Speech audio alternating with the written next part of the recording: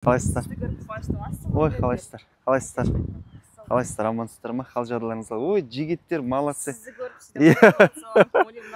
Многодетный үй аламын деп қаласа. Ой, рахмет сіздерге. Өте қуаныштымын сізді көріп. Рахмет, жақсылық болсын, қуаныш болсын. Рахмет осылай амандасып жатқандарыңызға көріп қалып. Сіздің блогыңызды сүйда көреміз. Рахмет. Негізі біз ана жерде жалғастырамыз дегенбіз, Құдай өзі бұйыртып тұр екен ғой.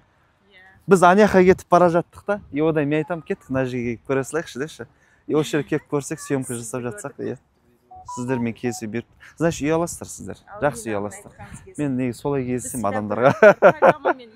Мен өзім ана әзілдеп айтамын ғой, мені көшеде бір жерде көріп қалсаңыздар амандасыңыздар депші, оқырмандарыма. Енді неге үйтіп айтамын? Осы уақытқа дейін мысалы 5-6 мың үйлі болған адам қолын ұстаған, Инстаграмда бір жалпылама баспанаға қатысты пайдалы ақпараттарды бір 100 миллион адам көрген шығар. 2 миллион 800 адам тегін сабақтарымды ютубтан көргенші. Сөз айтамын, мына қолдың барлығы дене толып тұрған энергия ғой, баспана деп тұр да. Қол ұстап кетіңіздер, ничего страшного. Ой, көшеде әркімге мен кездесе бермеймін. Мен көшеде біреу кездесіп қалсам, ол белгі.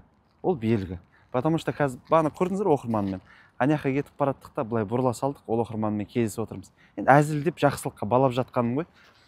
Әріптестерімізбен де кейбірге сөйлесіп тұрғанбыз, бүйтіп әзілдеп қоямын да. Астерикс Обеликс деген мультфильм бар еді. Кішкентай келген Астерикс деген тез жүгіру үшін зеле ішеді да. Ана толығы ішпейді, кезінде мен қазанға құлағам депші. Сол секілді мен баспана саласын қазанына шомылып шыққан адаммын ғой. Көрдіңіздер ма? Жай ғана ассалаумағалейкум деп амандасып отырыңыздар. Жақсы.